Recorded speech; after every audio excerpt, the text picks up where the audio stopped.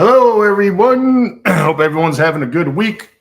Welcome to Friday with Wendler, my weekly penance for being such an asshole most of my life. Anyway, if you have any questions, please ask in the comments section or the live chat. If you're watching this on after this is done live, you feel free to ask a question in the comments. Crazy week. I don't know. Everything's been crazy. Government's crazy. Everything's crazy. Things are moving fucking crazy. My wife wanted to mention, first of all, we have a green skull shirt that's been most asked for. We finally got that back in stock. We will hopefully, when the economy gets better and able to sell shirts at a good price, we'll be making more and more designs and stuff like that. It's hard for me to sell shirts that are, you have to sell them for $50 or $55 to make any kind of money these days. So I think once things start getting on track, hopefully they do, we'll be able to offer some more options. Anyway, all right, here we go. Let's get moving here. Motos 30. You like my sweatshirt? Beep. Yeah. Everyone, all the kids got one in the family. All right, here we go. Modo says, Guten Tag, Jim. All modesty aside, at the height of your speed, power, explosiveness, and general rage, how much ass would you have kicked as a sumo wrestler? I would have gotten my ass absolutely handed to me. Oh, my God. Couldn't even imagine. No, thank you. I mean, listen, I'm barely good enough to play college football at the D1 level. And sumo wrestling is a whole nother skill.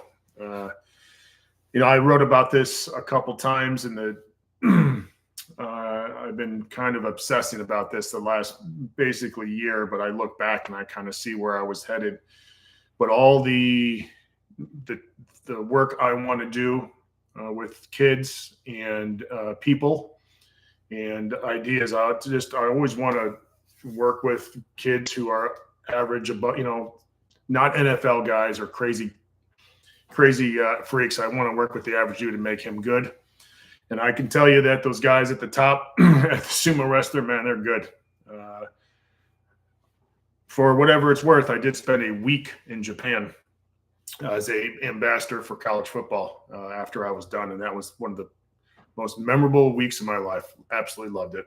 I believe I was in Kyoto. A lot of people. And that wasn't even Tokyo. I couldn't even imagine how busy Tokyo is. So anyway, I had an absolutely amazing time with I think 7 of my buddies and I went out there. Anyway, all right, here we go. Brandon Fink says, auto-regulate. Do you think this is a learned skill? Of course, yes. Is there a time to push through and a time to really listen to the body? Yes. I've taken the barbell out of my hands and off my back for 2 weeks. I feel recouped. I've always had the mindset of train the mind, the body follows. I think I need to pay attention more. Yeah, you have to understand, Brandon, there's a way of training fairly hard often, quite frequently, without feeling like you're training the swamp, so to speak. And that is using assistance and using appropriate means. So it's not just, squatting 900 sets to failure or anything like that. So there's ways around it. And of course, there's always auto-regulation is very difficult to do it right. I think it's auto-regulation as a coach is very difficult because you have your ego come into play a lot. Same thing with the lifter. So yeah, it's a hard thing to do. I'm going to hopefully write an article on auto-regulating for the forum, how to auto-regulate 5-3-1, but it does require you to know what your body needs and what each lift needs and your daily readiness and stuff like that. And there's also a time when you got to push through a lot of stuff too. So you got to know when to do that when you're just being a big wimp. So it's hard to do, but it can be done. And Brandon, the more consistent you are, the more mistakes you can make on auto-regulation and still be okay. And that's what I've learned as a coach. All right. As an example, we train so consistently at London. When I see something that we can't do the workout that I have planned, if we just do half, 50% or whatever, I know we're going to be fine because we're just so consistent. Consistency rules everything. Tom Bryan says, hey, Jim, I got some pain in my right forearm from chins. Okay, only on this side. Do you recommend a neutral grip? I've ordered some handles so I can do this. Yes, I do all of my chin-ups with a neutral grip, but I also do a boatload of chin-ups. And if I'm going to be honest, doing them pronated or supinated really hurts. I have so many stupid injuries, so that's why I do it. But I've never had any elbow or forearm pain, even with the high volume. So I would, Tom, if I were you, I would do probably the majority of my chin-ups with a neutral grip, but just, medium, or I'm sorry, close, medium, wide, if possible. But I would also make sure you do some pronated, supinated, and then always do some ropes or towel chin-ups too. The more variation you have, the better you're going to be. Okay, BK from Texas, Burger King. I tell you what, man, and I know like fast food's supposed to be standardized, but the difference in Whoppers from Burger King to Burger King is amazing. Some of them are really good and some are just an absolute sloppy mess. Get your shit together, Burger King. All right, BK from Texas says, looking to order, oh, by the way, they're chocolate shakes, at least the ones over here, to die for. All right, here we go. Looking to order XL knee sleeve soon. I'm still rebuilding from quad tendon rupture. Any advice on building the muscle back on the injured leg? I finished PT. You'd probably, I'm not terribly versed in this. Man, I would just do a lot of sled dragging backwards, sled dragging forwards. I do prowler. I would do climb steps and stairs. It's very easy on the body. I would probably also do step ups, lunges, single leg work. And I would probably, the sled and the prowler, you could probably do that fairly high volume. You could probably do it every other day or even every day, as long as you're in fairly good shape. And the other thing is I would also use easy means like leg extension. I'd make sure obviously do some leg curls, but that's way out of my, I've never had a quad tendon rupture, so I don't really know what to do. And I'm not a PT or a doctor. I'm just throwing shit against the wall here. But if I were you, I would extend the, not the PT time, but the GPP time for my leg quite a bit. I would train the hell out of it. So ASDF says, Jim, how strong is your grip? Not very good. Right hand's fine. Heyo. My left hand, I have nerve damage in these two fingers, so I have a very tough time with it. It's good enough. Good.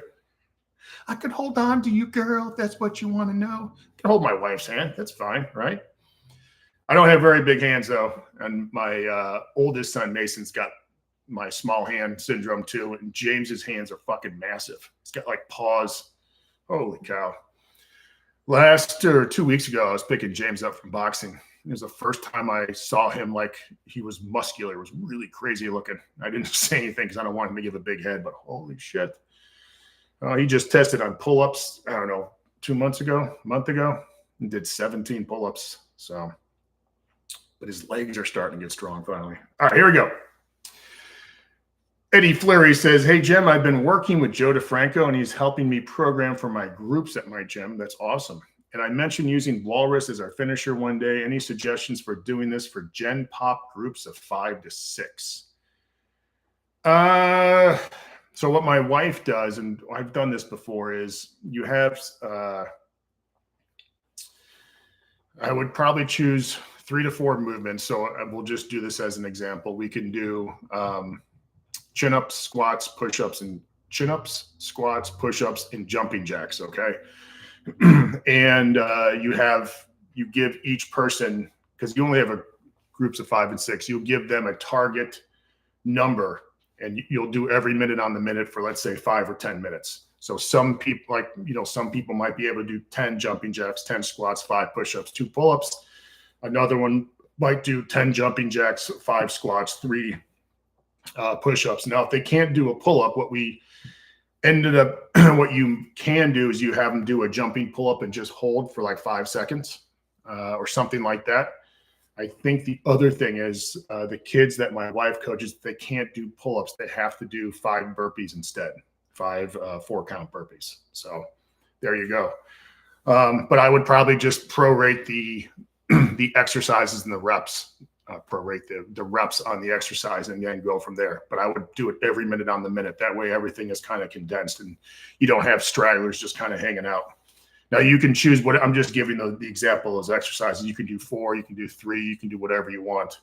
But just make sure that if you use, for example, kettlebell swings, you have the right amount of reps and the right kettlebell. The same stuff you'd be doing anyway, Eddie. But yeah, you can have a lot of fun. You can do a lot of different exercises, a lot of different calisthenics. And you can also just don't kill them. Don't expect these people to be doing 15, 10, 5, every minute on the minute in 10 minutes because they're going to be dead. So be smart. John Donovan says, what is your health and lifting plan for the new year? My big focus this, at least for the summertime, coming up the summertime, is finish I call it my 30 for 30 on the stairs with a 45-pound vest. So I got to finish 30 rows in 30 minutes or less with a 45-pound vest. That's my big thing. Health is I'm about 214 today. I'm always hovering around 214, 215. So I'd like to get to below 210 this year. And, I just want to feel good as far as my back and everything else. So, and I always try to do a pull up with 106 pounds. I'm always kind of doing that. So that's my big thing. So I have my lower body, my upper body, and then my body weight. So yeah, and I'm just consistent and I just go in and do stuff every day and just kind of hammer it out. So I think I posted this on the forum. I think over the last 9 days, I've climbed 824 flights of stairs. Ooh, my legs are tired. I'm getting better though. All right. I'm not sure how to pronounce this name. Weisenaar says, hello, Jim. I'm a 43-year-old man. I'm 5'7", 165 pounds.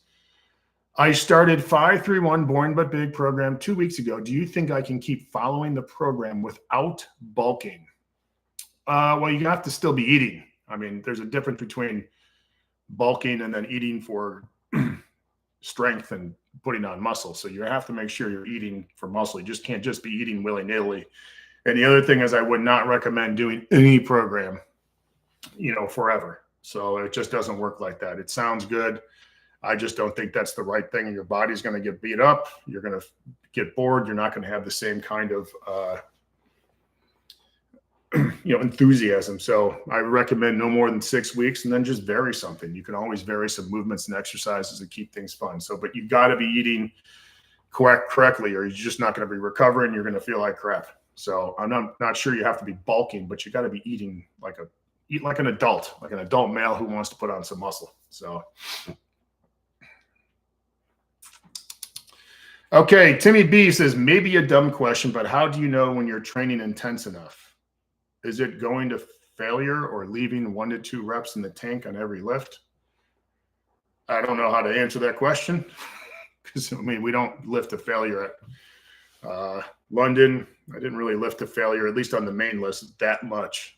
Even when I was growing up, we'd always leave a couple reps in the tank. So I would probably say leave 1 or 2 reps in the tank. And then if you want to go to failure and really start pushing, I really think more people need to do this is do it with your assistance lifts. I think that's super, super important. Build some muscle. And obviously, if you're training too hard is if your recovery goes in the dumper.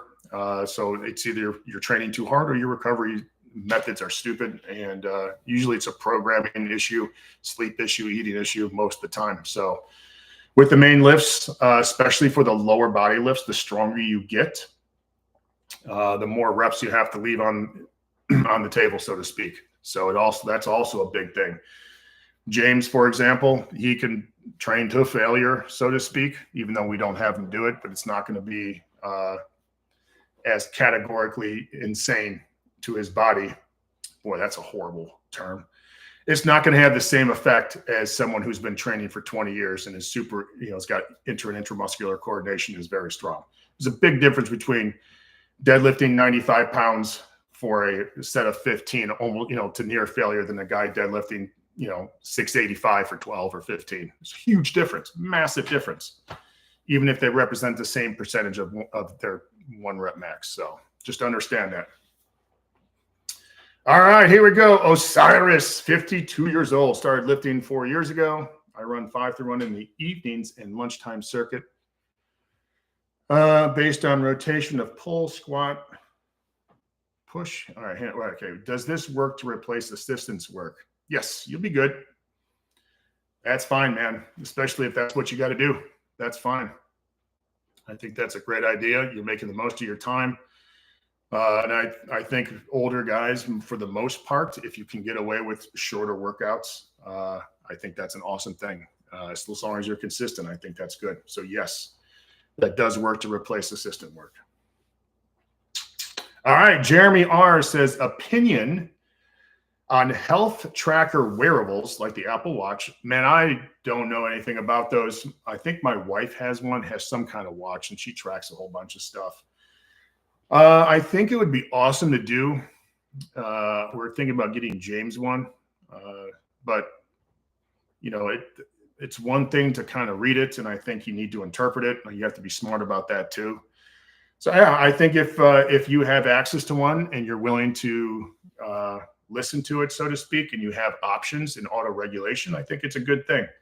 I think people probably go a little nuts on that stuff, like everything, but yeah, man, give it a shot. Give it a shot. So just understand there's always a time where maybe the watch is telling you something and your body's saying something very different. So just listen to that too. So don't be a slave, so to speak, but use it to guide you. Okay. Tom Bryant says, thank you, sir. I'm still not bought into the variety thing, but not as stubborn as I once was, especially if you have a goal. You get good at what you do in a sense. I'm not sure what you're asking, Tom, but I'm going to tell you right now, the wider your skill set, whether it's in the weight room, on anything physical, the better you're going to be. The better you're going to be. So there's no doubt about that. Raise your general physical preparedness and use a variety of means to get there. All right, here goes Frank Grimes. Oh, Frank Grimes. Man, why do I think I know that name? Oh, you know what I'm thinking about is the show Chuck. I think his best friend, Chuck's best friend, if you ever watch that show, his last name is Grimes. I can't remember his first name. Anyway, here goes. Hello, Jim. I'm almost 40 and have been doing 5 through 1 for the last 6 months. My overhead press is stuck. Please help. All right, Frank, here you go. Take your 10 rep max. Make that your last set on your 3x3 week. Okay. So you have to kind of work backwards to get there. Or now I want to say 10 rep max, something, maybe your 12 rep max, and then put that as your top set on 3x3 week. At the top set, every time you press, you got to get 50 total reps there. There you go. And then make sure you're doing your rows, your chin ups, your curls, tricep push downs, and abs and low back. That would be that. I would do that for 2 cycles, 6 to 8 weeks, and then see what happens. But bomb the shit out of your overhead press. That would be my, and then so however you get 50 reps, go ahead and do it. I don't care. You should probably get it around 15 to 20 minutes, 50 total reps at the top set. But if you're getting sets of 3, 5, 8, whatever you want to do, just go ahead and do it. Set a timer and just bomb the hell out of it. That's what we usually did. I did something like that, not exactly that, but that's what I've done with, especially with kids who are a little weaker. We just bomb the shit out of it using fairly light weights, and it seems to help. So let me take a sip here of my gross shit. Spencer says, hey, Jim, I'm 35 and starting to injure myself, particularly my upper back. And it takes 2 to 3 days to recover. Any tips for staying healthy with age? All right. So this is not my my area of expertise, but I had some upper back issues. And what I did was I did a couple thoracic mobility movements, and you can find those anywhere online and see if that helps. Just be consistent with it. Meaning what I did is I did it 3 times a day. I think there's 3 movements I found that I think I could seem to help. You may have to play around with that and just be consistent. It took about, I don't know, probably 5 minutes, 3 times a day. And that seemed to help. You may also have to look at your training volume and what you're doing.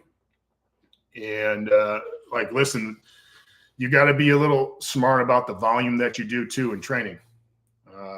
You're going to learn that as you get older. That doesn't mean you can't still train hard. That doesn't mean you can't do pull-ups or shovel your driveway or rows. It just means you have to be a little smart with the volume, because your body can only respond to so much, and then it starts breaking down, and you need to start listening to your body. Again, this is not you throwing in the white flag, buddy. Just, you got to be smart. And it's been my experience with myself and the people I've worked with you're better off doing a little less and just being more consistent. So, but good luck, Spencer. And, dude, there's nothing worse than, sleeping wrong and then getting hurt doing that, like fucking up your shoulder or something or my neck. I've done that a couple times. Nothing worse than getting hurt sleeping. It's like the dumbest, weakest way of getting hurt. So, and the other thing, Spencer, I should probably say is make sure with your assistance work and stuff, make sure you're using a variety of movements. Even if it doesn't mean you have to be doing all this fancy rehab stuff. But make sure, you do pull-ups, but make sure you add in some lat pull-downs and some different machine rows and dumbbell rows and some easy barbell rows, and doing a variety of different movements and presses. You're not just doing the same exercises all the time. For example, if you do face pulls, use different handles, different grips, just vary stuff quite a bit, especially with the assistance. It's going to go a long way. A long way. David PM says, hey, Jim, how many days a week would you train your neck? I usually go to the gym 3 days. Yeah, 3 days. I don't know. I guess there's a lot of things that depend. If you can train, we train our kids' neck 3 days a week. As long as you don't kind of go overboard. What I did when I was playing college football, this was back in the day when, I led with the face mask and the head and stuff like that. I trained my neck every single day. And what I did was I put a neck harness right by my bed before I went to sleep. I did 50 neck harness up and down. And then when I woke up in the morning, I did it. So when I went to bed, did 50, woke up, I did 50. And I think it really did help, at least with mobility and strengthening my neck. Again, that was a different era of football. It was probably a little overkill, if I'm going to be honest. And I also think I should have done some flexion, where you lay on the bench with a plate on your head and go back, doing this. I think more people should be doing that than the neck harness, if I'm going to be honest. Doesn't mean you can't do your neck harness. But again, how many days you train your neck, 3 is fine. It just make sure you're not just bombing the shit out of it and you're sore and tired and your neck hurts all the time. So do it, make it appropriate. Usually what I do, I think what I did before each workout started, I would usually do like 50 reps of some kind of neck exercise. And that was done every day. I just don't know if I really needed to do that. It was just part of my warm up. So, and again, this wasn't very heavy. I think with the neck harness, I just put like 25 or 35 pounds on it. It wasn't heavy. And then with the flexion, I used a 25-pound plate and occasionally a 45-pound plate. Just big range of motion. Okay. I just kind of lost my place here. All right. Burns Trading says, given your injury history, how often do you find yourself trying to incorporate different exercises into your routine? What has been the latest ones you've been successful with? I have to be careful. So it's just a kind of, I usually right now, I just do it because everything I'm doing right now is just for the 30 for 30 with the vest on. So I do a lot of bike work and do a lot of stairs. I do prowler. I haven't been able to do that because of the snow and ice. So everything I've been doing has been just with that. I don't care about anything else. I still do 100 pull-ups a day, but that's just to do pull-ups in. And I like hanging out in my weight room in my garage and just, listen to music and hang out. So that's just to maintain my pull-up strength. If I'm going to be honest, 100 pull-ups is not a huge deal for me right now. I just have to be smart. If you don't have, and the other thing is you have to understand everyone's injury is going to be different. I had a whole bunch of back issues, so everything aggravates the back. Push-ups can aggravate the back, dips can, stuff like that. So I have to be very smart with that. So the ones is just basically bomb the shit out of the lower body with, what I call concentric style exercises. So obviously all the ones I listed are very concentric friendly or eccentric friendly because they're mostly concentric. And I have found personally that has been very easy on the body, very easy on the body. So. Okay. Weisenheimer says, what exercises do you think are the best to do instead of 5 sets of 10 deadlifts at 50% of your training max? Or do you think it's a good idea to do 3 sets of 10 of deadlifts plus other exercises? I'm not sure so you can do straight leg deadlifts. You can do good mornings. You could do RDLs, stuff like that. Now you obviously can manipulate the sets and reps however you want to say. I think it's a good idea. If you're doing some kind of like the 3-month challenge or something like that, just go ahead and do it as it's laid out. But that doesn't mean you can't occasionally do 2 or 3 cycles or 2 cycles or even 1 cycle of doing a different movement like straight leg deadlifts. You just have to lower the weight, obviously, and RDLs, everything's going to be a little different. Even with the good mornings, I probably wouldn't do 5 sets of 10, but you can do that as your supplemental lift. So hell, you could do trap bar deadlifts for 5 sets of 10, probably a little bit easier on the body too. So those are some of the examples you can use. And again, you can just kind of rotate. You can do, 2 cycles of this, 2 cycles of that, 2 cycles of this, and just build up your deadlift with a variety of movements, just like Louis talked about for millions of years. I think it's super important rather than just doing the same exercises over and over again. All right, here we go. Jeff Mullis says, I enjoyed your interview on the Vulgar Display of podcast. Pantera has been my go-to gym band ever since I got into lifting. I hope you have a great weekend. Enjoy these live streams. Oh, thank you very much, Jeff. Chucking horns.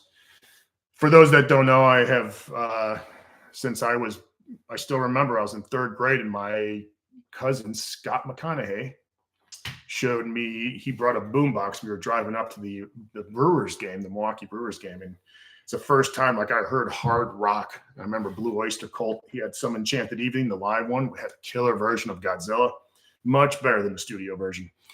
And I remember thinking, I don't know what that is, but I fucking love it. And I've been obsessed with hard rock, heavy music. And then I heard, when I was in 6th grade, I heard Morbid Tales by Celtic Frost or Celtic Frost. Changed my life. So, and I had a paper route from 6th, 7th, and 8th grade all the way to my freshman year of high school. And so I put on my headphones and obviously we have a ton of mixed tapes that I had. My 100% of the time I had a tape that had Celtic Frost, Venom, Slayer, and Metallica on there. And that's kind of what I grew up with. Love those bands. Absolutely love those bands. So I'm still a huge fan of heavy music. I'm not terribly, I don't know a lot of the newer bands because I'm still catching up on some of these great older bands. Like, I don't know. I just got Immortals catalog. Immortals, amazing band. So anyway, appreciate you, Jeff. Thank you for watching. John Donovan says, good luck with the 30 for 30. It's going to kick my ass. I am horrible at conditioning stuff. Horrible. I already did the 30 for 30 with the 20-pound vest. And honestly, it wasn't that bad, but the 45-pound vest is absolutely going to kill me. So I got to make sure I'm in really good shape. The first time I do it, I'm just going to do 30 in whatever time and just see how my body feels and then develop some kind of plan because I always got to have a plan of attack when I'm doing that stuff. Nautical Disaster says, hey, Jim, thanks for the show. Always great info. I apologize if this has been asked previously, but if you were going to update 531 for powerlifting, what changes would you make?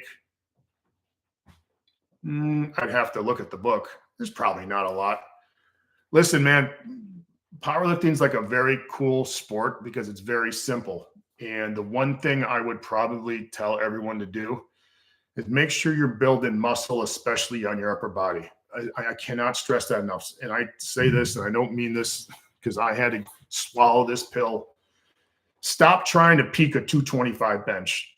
Put some muscle on before you start doing all these elaborate peaking stuff. Put muscle on. Take 3 to 4 years. Doesn't mean you can't power lift or anything, but eat like you want to put on muscle, get as big as possible, muscularly. And the other thing is I would make sure, and this is not anything about the book or it just doesn't matter what kind of training program you're doing, is make sure you're learning how to do singles, not maxing out, learn how to do singles. So usually I'd recommend singles at, 85 to 90%, starting there, and just learn how to push fast and strong, and make sure every rep you do, even on your work sets, is fast and strong. It's the most important thing when learning how to do the lifts, instead of just kind of pushing with whatever power you have. Just fucking push fast, push strong, because it's going to carry over to your 1 rep max. And I should say carry over to you actually doing a maximal lift when you have to turn everything on and be explosive. And the other thing is, make sure you're bombing the hell out of your abs and low back. I cannot stress that enough. What a difference it will make when your abs and low back are like fucking steel.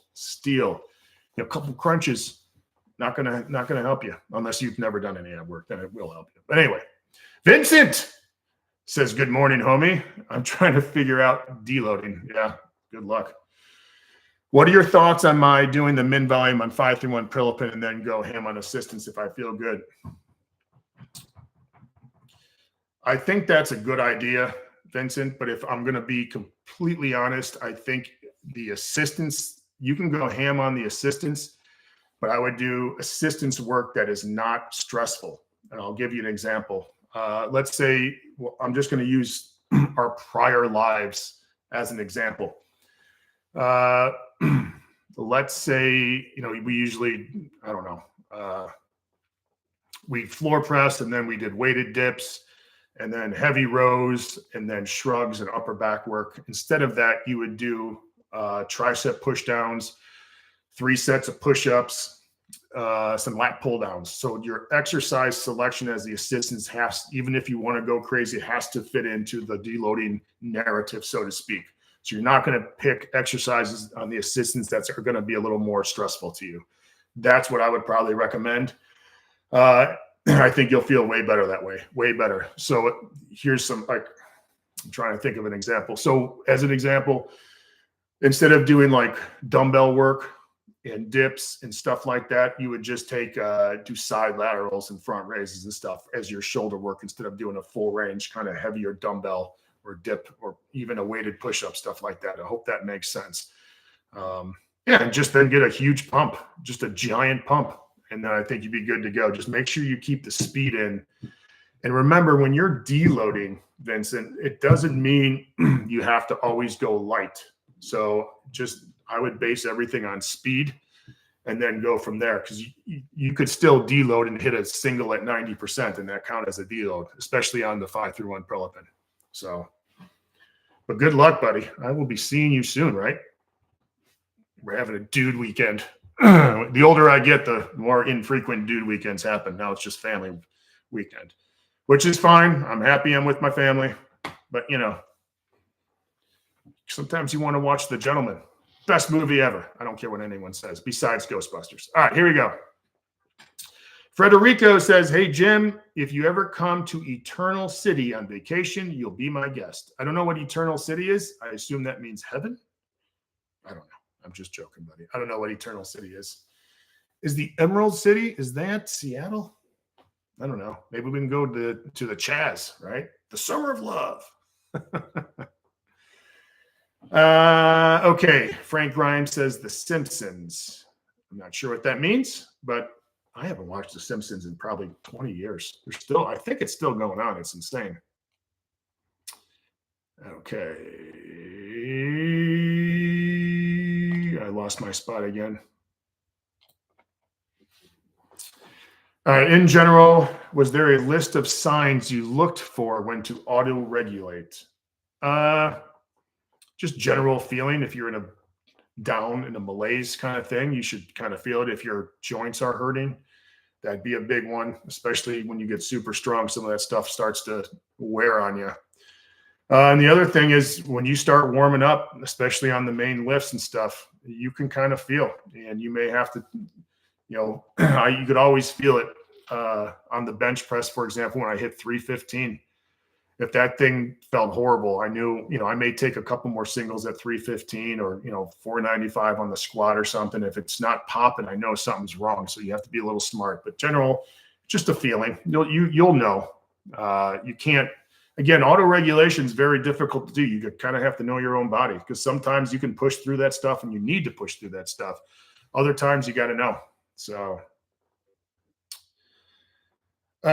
here's Vincent coming in hard. A piece of advice from someone who is older and has had lots of back issues. So listen up, people. Don't pick the scab. Most of the time I try to get my back better. I only made it worse. Sometimes it just needs time. Yep. One of the things I was having all these issues one time, and I was doing millions of rehab things. I was waking up in the middle of the night to do rehab, anything to make it better. And it didn't seem to be getting better. And then I left Friday morning for a 4-day weekend with my son, Mason. We were just going to hang out and play video games and watch TV and, whatever. It was just a dude weekend of doing nothing, watching movies. And I came back, I think, on Tuesday, and I couldn't believe how much better I felt. So Vincent is right. Sometimes the number one rehab thing you do is nothing, and that's hard to do. But sometimes, again, doing nothing and just relaxing a little bit and not trying to make it worse, and not trying to come back from, squatting, or if your shoulder hurts, not trying to give yourself just 2 weeks. Sometimes you got to take some time off some of this stuff and find other things to do that doesn't stress that area. So if your shoulder hurts, maybe it's time to start running hills or start dragging the sled. Or, if your back hurts, maybe it's time to hit some upper body machines. So Vincent makes a great point. You got to give yourself some time. And I'll say this, I kind of said this before, but you can't rehab out of everything. All right. And I think that's kind of what Vincent is saying. You just can't rehab everything all the time. Sometimes your body needs to heal. Vincent says, yes, varied assistance has been really helpful for me. I'll give you, I know what Vincent's trying to say is if you're older and you're hurting, you still need to vary your assistance, but don't do something that's going to aggravate you, even if it's in the name of variety. So be smart about that stuff. Vincent also says the iron neck rocks for neck. It's expensive, but worth it. I'll shut up now. Too much coffee. So Vincent, he's one of my closest friends, and him and Rose come out here, and Vincent drank some coffee that I made here. And I think, Vincent, if I'm not mistaken, you took like 3 poops in an hour. I make some insane strong coffee. My wife won't even touch the coffee I make anymore.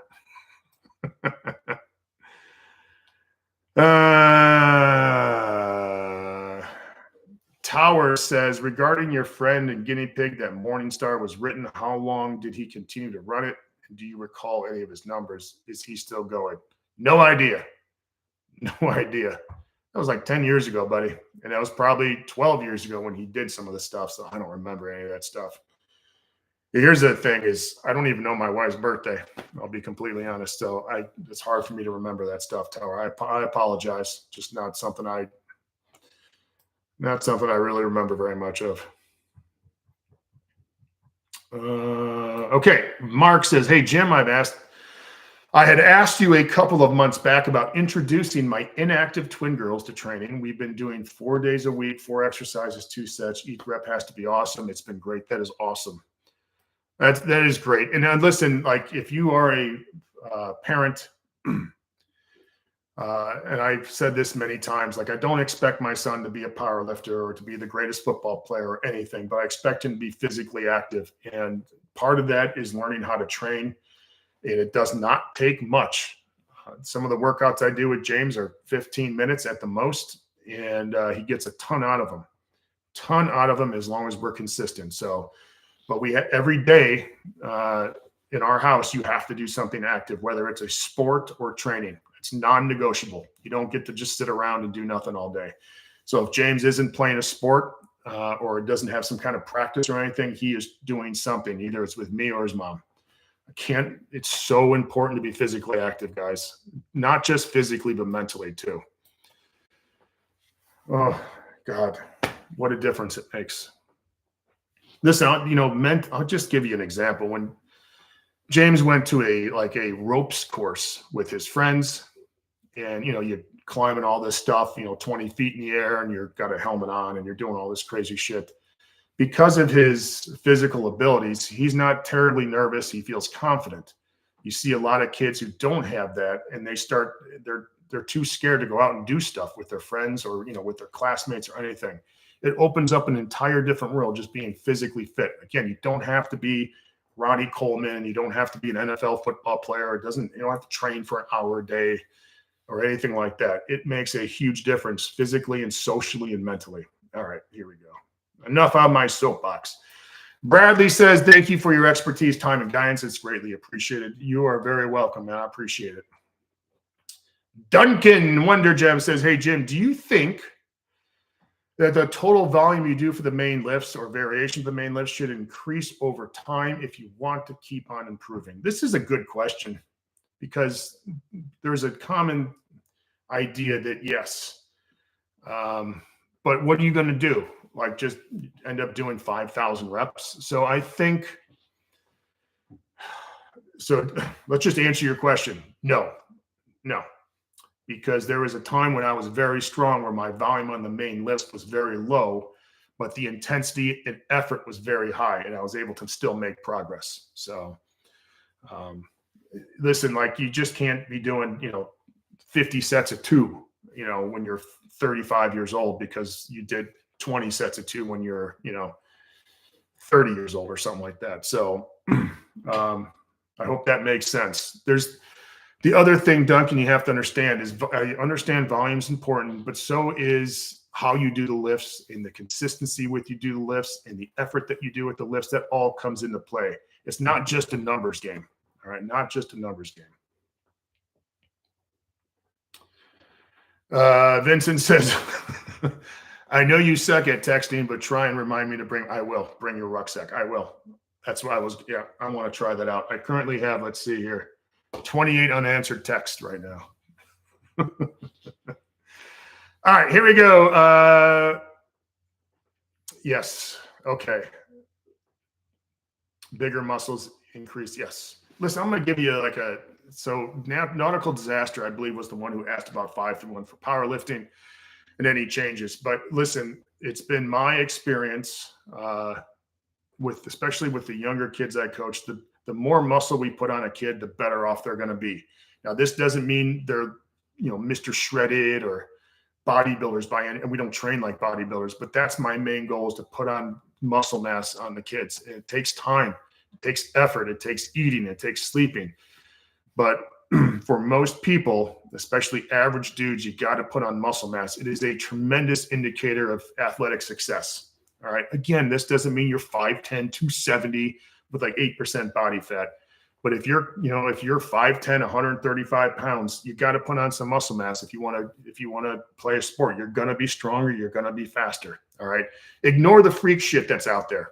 All right. If so-and-so does this and does this speed stuff. Listen, most of us aren't like that. You got to train. You got to put on some muscle mass. You got to run. You got to condition, all that stuff. You can't just think you're going to get stronger by not putting any muscle mass on. It just doesn't work. Okay. Jim, Eddie Fleury says, hey, Jim, 2 things.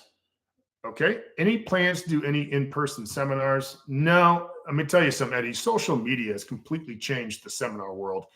When I was coming up, early on in this business, seminars were huge. We were hosting seminars all the time, flying all over the world.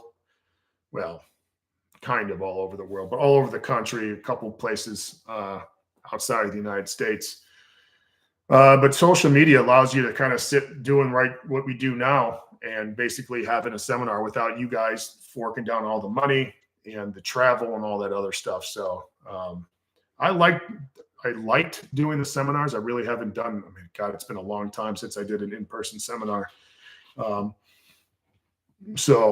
yeah, I don't see that happening anytime soon. And then he asked, does Eddie Fleury, it seems like the Walrus book is going to become a possible reality, maybe. Any movement there? Listen, Eddie, this is the fact that I've actually been thinking about it is that's the first step. Now I just got to get off my ass and do it. The one thing, Eddie, this is going to sound really stupid, but I think you might understand this.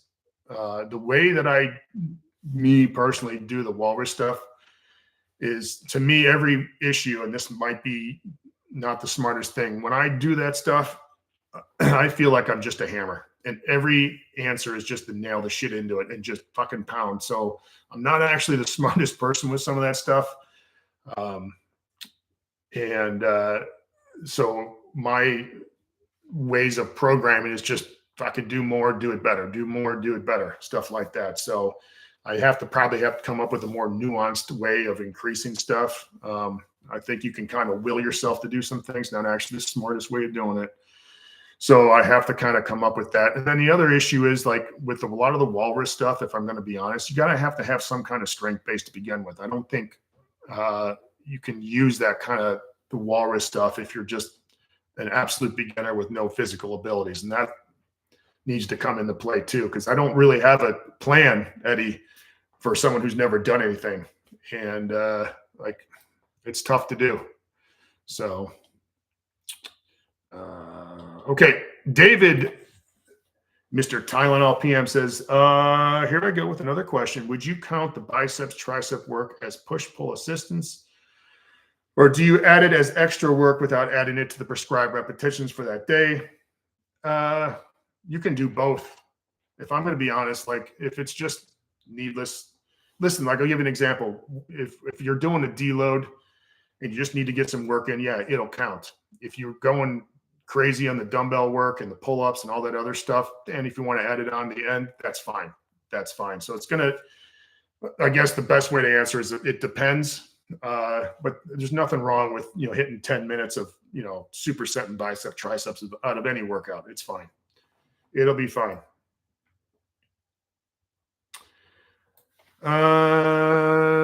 Tower says, what's your overall take on Prilipin's table? I hear some criticisms, and then it needs context before someone can blanket apply it. I think it's awesome, but I think you can use it as a guide. I think most of the Prilipin charts that I see online are not right. So I've already addressed that in the Forever book. They're not right. But I think as a starting point for athletes and advanced lifters, I think it's absolutely awesome. Thus why I created the 5-1 Prilipin program. So yeah, but you have to understand, obviously everyone knows Prilipin's chart is made for Olympic lifters. So things need to be changed a little bit for power lifters. And again, I addressed that in the 5-1 Prilipin. So, but I think it's wonderful for athletes, especially in-season athletes. I think that's super, super important. So yes. And again, you can't just apply everything has nuance. If you're a coach or a lifter, you guys know that, right?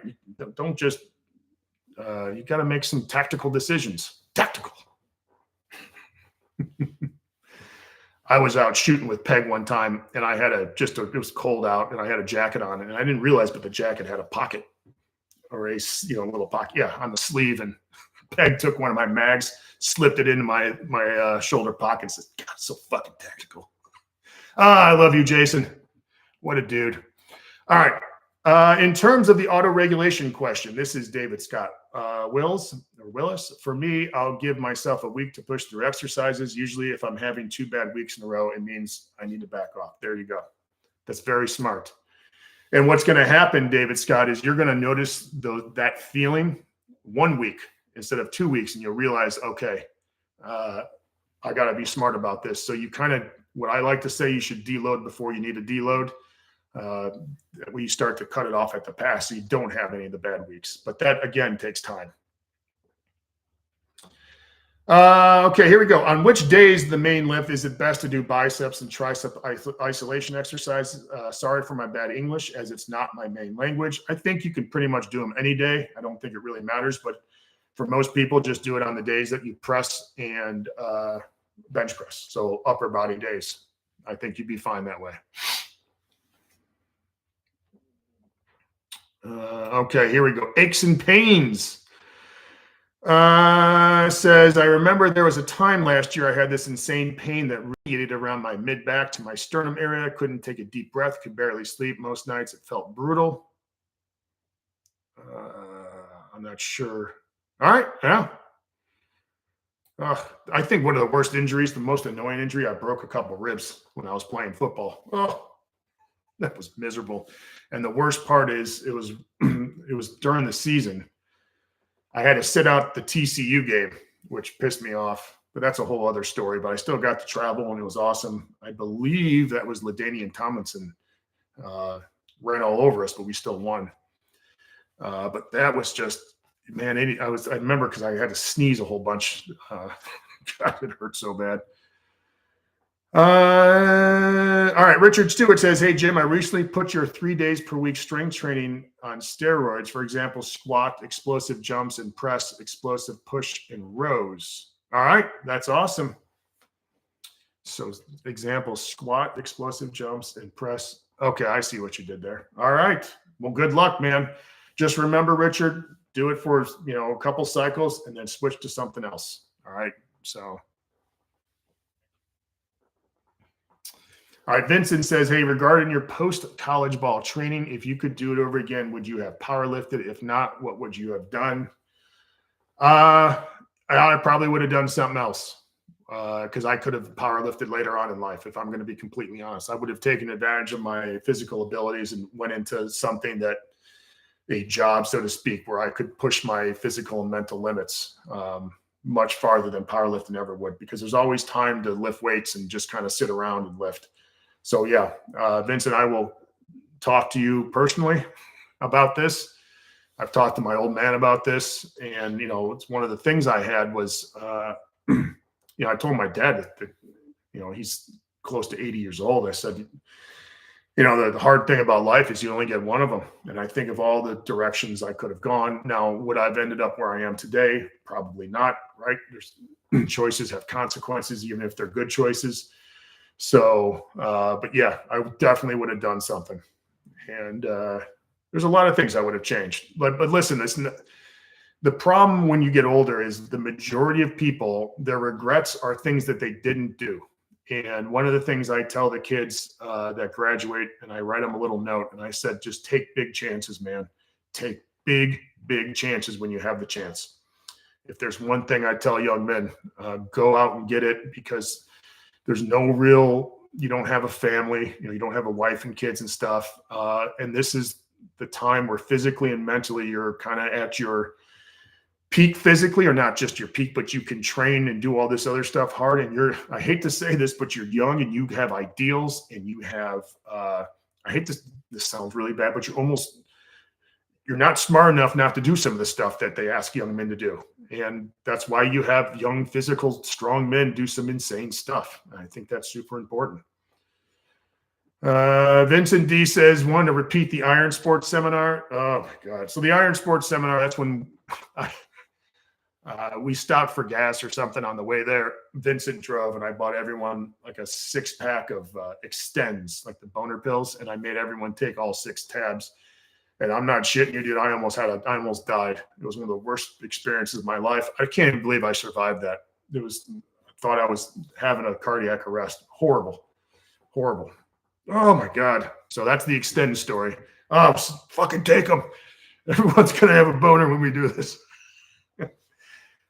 See, I wouldn't do that today. I'm too old to do that today, but that's when you're young. That's when you do the awesomely dumb stuff.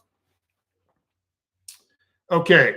Here we go. Can low bar squats be incorporated into a jump program, or should I stick to high bar?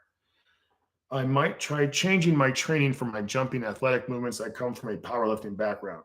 Well, listen, maybe I'm alone on this one, but squats is general physical preparedness. I don't think you should choose high bar or low bar. I think you're just strengthening your legs. And a lot of times your bar position on your back is going to be determined by the kind of body you have, and if you're more comfortable doing a high bar or low bar squat. So I am not someone that believes in everything you do in the weight room should be specific. I think all that stuff for sports and jumping is general.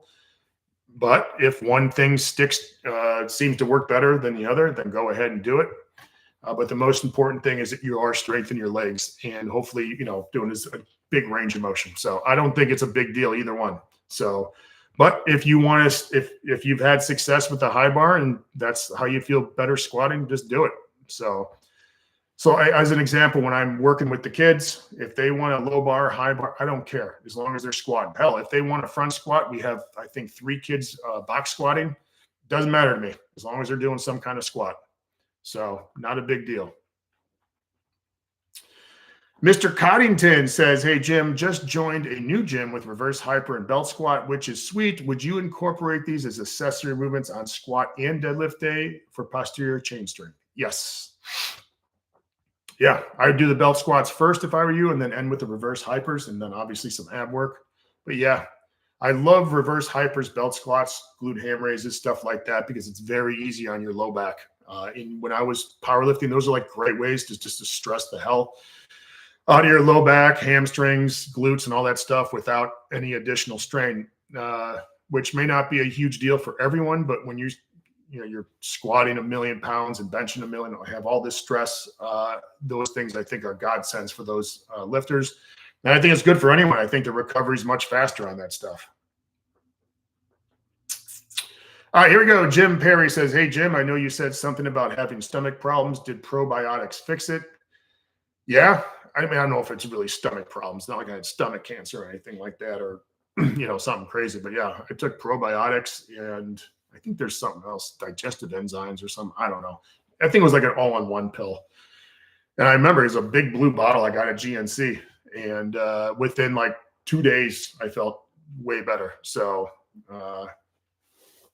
yeah, I'm a huge fan of that. I still have a yogurt every single day. And my wife has all kinds of, my wife is bananas with the anti-aging stuff. She's really trying to hold on. Me, I'll just dye my beard occasionally, see what happens. I don't care that much. I don't know. It's crazy. I told someone, I think this was on the forum, like you realize like I've got like 25 more years. That's it. Man, life goes by quick. All right, here we go. Bill Coyne says, Iron Sport rules. RIP Steve P's right foot. Oh, yeah, I heard about that. Yep. All right. Okay. Mr. Tylenol PM says, Jim, last question. Where I train, I can't throw balls, nor do I have access to ropes. I could only jump on a box. What other exercises can I substitute for throwing a ball? Well, you can do standing long jumps. You can do pogos. We do pogos every single day that we train as a great way of kind of getting your body ready. Access to ropes. I don't know what you mean by ropes. You can obviously jump rope. I don't think that's what you're asking, because you can always get a jump rope. You get jump rope at Walmart. I just think the good thing about throwing a med ball or throwing like I have med balls here, and I have shot puts that I throw too. It's just a great total body exercise. And even when I do them, I gradually build up when I do my throws. So the first 5 or 6 throws are pretty easy. I don't know if there's an exercise that really could substitute like a med ball. I think it's a completely different movement. So I would probably do box jumps, pogos, side to side pogos. Probably would not do depth jumps. And then you can do standing long jumps too. Those are the things I would probably recommend. Ghost says, is the Building the Monolith program great for size as well as strength, or just a strength program? Again, listen, strength programs should be size programs for most people, right? We've talked about this. Like, they don't exist independently. So you should be building size as you build strength, unless you're, fucking jacked. So Vincent says plyo push-ups for David for upper body. I think that can be, but I think a lot of people have trouble with plyo push-ups. So, but I think that's like, we do them on boxes we also do clapping push-ups, but we have plyo or low plyo boxes that our kids, do a push-up and land on. So we do that occasionally. So Caleb LeBlanc says, is Nirvana overrated? Probably not. I don't think Nirvana's written some great songs. I'm not a huge fan. But it's crazy. Occasionally something like Nirvana will come on, or Alice in Chains or Soundgarden, and it's hard for my youngest son to understand that that was what was playing on the radio and was popular compared to what is popular today. It's a crazy time in the 90s. Like we watched Primus play Blue Collar Tweakers live. We saw it on TV. And it's like, can you imagine a time when Primus was like I'm not saying they were a pop band, but they were popular. They were playing big shows, and they played Woodstock and all that other stuff. It's insane. Dude, Primus wouldn't have a chance these days. Wouldn't have a chance. So, man, some of Primus's stuff is funny and as crazy as Les Claypool is. Some of their stuff is fucking dark. Very dark.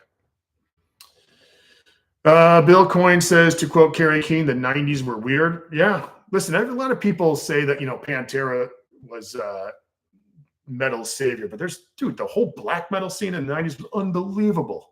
Unbelievable. So I don't know when people say metal died in the 90s because of grunge. It didn't die at all. It went right back where it should, in the underground. Okay. Vincent said Dave Grohl's daughter just sang with the surviving members of Nirvana at a benefit. It was dope. I love 90s music. Yeah. I did not know that. Dave Grohl's a monster drummer. If you want to see Dave Grohl at his best, I'm sorry, watch him play drums live for Queens of the Stone Age. Unfucking believable. Unbelievable. Especially when they play, oh my God, what's that song? Someone's got to help me. It's got that crazy drum intro. I can't remember the name of the song. Anyway, check it out. There's a bunch of live videos with Dave Grohl drumming. Yep, Songs for the Deaf. Yep, there you go. Unbelievable. He hits like an absolute madman. So if you can watch a full concert of Queens back when Grohl was jumping, them Crooked Vultures, they stunk. Sorry. Got that album. I thought it stunk. But watch Dave drum for Queens. Unbelievable. And I was a huge Caius fan in high school. Huge Caius fan. Oh, my God. And anyway. If you don't know Caius, fucking listen to Caius. Unbelievable. If you like Queens, you'll love Caius. There's no doubt about it. Caius was the heavy version of Queens. So anyway. It's 11:02. I can talk music all day. What did I do? I think I just got some new stuff. I don't know where it is. I'll have to find it. But look this isn't new, but check out this box set I got from my favorite band of all time, or one of them, Mayhem. Unbelievable band. I just saw a video with Attila singing Walk with Phil Anselmo and at a Pantera show. It's crazy to see Attila out there. Anyway. I think Attila's my favorite black metal singer of all time. I know it's not dead. I don't care. Attila's the fucking god. Oh my God. I still remember the first time I put in Dave Mysterious, Dom Santanis. I couldn't believe what I was hearing.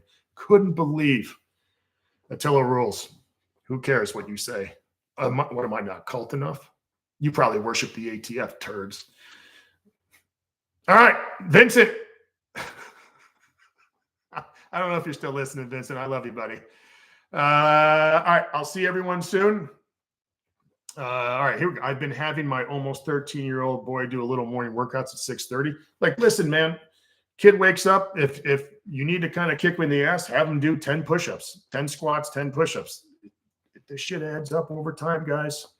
And it helps kind of reset their brains a little bit, man. So I'm going to get going here. I already trained today. Super pumped up. My legs are exhausted. Anyway, I appreciate everyone stopping by. Thank you guys so much. I love you all for being part of this. I love doing these. Anyway, if you have something dumb to do this weekend, conditioning-wise or anything, any crazy challenge, go ahead and do it. I'm not going to do anything this weekend. At least I don't think so, but we will see. Love you guys. Bye.